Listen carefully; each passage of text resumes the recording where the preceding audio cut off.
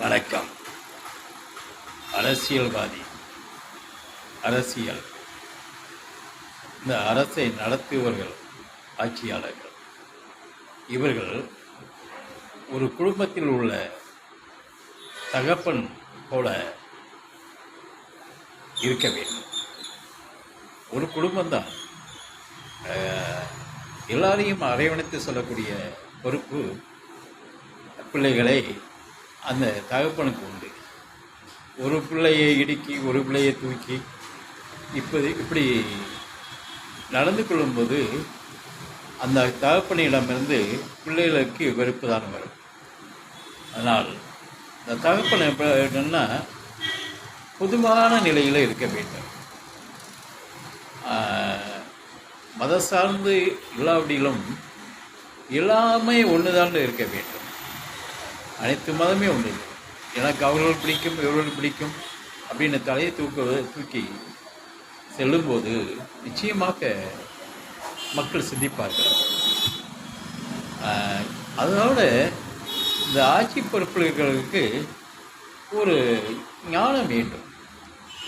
அது ஒழுக்கம் என்னும் மேன்மையான ஒரு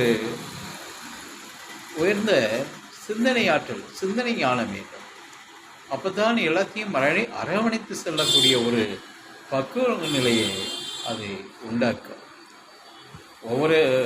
எல்லாரும் தன் மக்கள் என்று எண்ண வேண்டும், தன் மதம் என்று எண்ண வேண்டும். மதத்தை நோக்கக்கூடாது, இனத்தையும் நோக்கக்கூடாது. தன் பிள்ளை, தன் குடும்பத்து பிள்ளையாக எண்ணிக்கொண்டு ஆட்சி செய்தால் நிச்சயமாக தொடர்ந்து ஆட்சியில் இருக்கக்கூடிய நிலையே இந்த ஆட்சியாளர்களுக்கு உண்டாக்கும். இதில் ஒரு ஆளை இடுக்கி ஒரு ஆளை தூக்கி அதில் என்ன இருக்குது? நீ தலைவன், நீ தகப்பன், ஒரு ஆளை தூக்கி ஒரு ஆளை ஏற்றி விடுறதுனால உனக்கு என்ன? அதில் உனக்கு பாதிப்பு தான், பின் விளைவு தான். பிள்ளைகள் விடாது. பிள்ளைகள் என்னை கவனிக்க மாட்டேங்க அப்படின்னு தகப்பனை சீண்டும். அந்த சீண்டுதலுக்கு ஏன் ஆட்சியாளர் இருக்க வேண்டும்? பொதுவான சிந்தனை, உயர்ந்த பண்பு, உயர்ந்த ஞானம், இறை ஒழுக்கம் எல்லாம் ஒன்று தான் அப்படிங்கிற ஒரு உயர்ந்த பண்பாடு இருந்தாலே தொடர்ந்து அசைக்க முடியாது. அவர்தான் ஞானம் பெற்ற அரசியல் தலைவர். அப்படிப்பட்ட நிலைப்பாட்டுக்கு வந்துவிட வேண்டும்.